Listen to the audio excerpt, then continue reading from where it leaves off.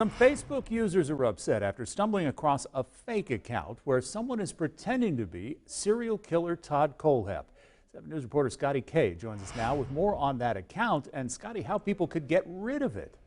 That's right, Gordon. You've probably heard of people making fake accounts to poke fun at a famous person, but Carolina's family has agreed one person has taken it too far after creating a fake Todd Kohlhepp page. And now families and friends of the Kohlhepp's victims are asking for your help to get it taken down. I think that's over the line. It's just heartless. I mean, stuff like this doesn't need to be done.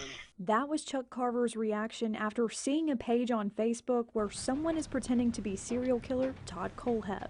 Chuck Carver is the father of Charlie Carver, one of Kohlhepp's 7 victims. He told me the Facebook page is unnecessary and hurtful.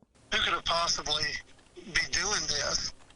And what do they stand to gain from it? Because the only people that are hurting are the victims' families.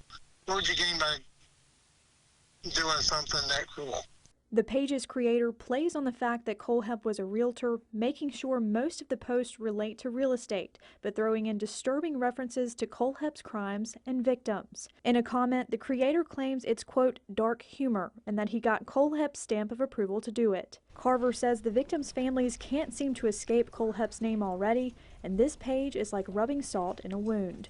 We always say that, when things get quiet, something else is about to happen. And once again, it comes true. We're coming up on the anniversary for all of us, and it's like, really, come on. Carolina's family has since been trying to have the page removed by reporting it to Facebook as a fake, scam, or imposter account. I think it's really disgusting how people can take something that's such a sensitive topic and have no kind of thought towards that this is real life, that these are real people, that these are real families. I mean, I will do anything to try to get this page taken down. It takes multiple people, multiple reports, multiple posts to get it removed.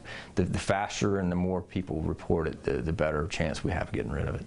Carver told me he'd like to find the person responsible and see them face some sort of consequence. See if there's any legal ramifications that can come from it. It would be nice to figure it out, but we'll see. Now, because of the anonymity of social media and certain privacy and security settings, IT experts say it could be very difficult to find the person responsible for creating this page, but that's why they're asking everyone to go ahead and report it. Back to you. All right, Scotty, thank you. And Scotty mentioned these fake pages are not unusual. For more information on how to report a fake page, you can do that on our website, WSPA.com.